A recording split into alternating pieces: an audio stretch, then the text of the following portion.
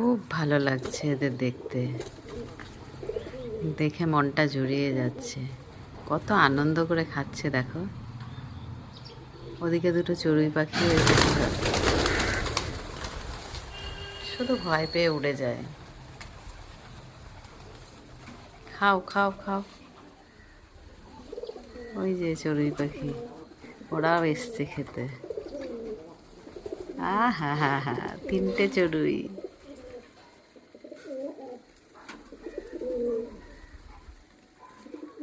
পায়রার ডাকটা কি সুন্দর না? খুব মজা করে খাচ্ছে ওরা। খাও খাও খাও।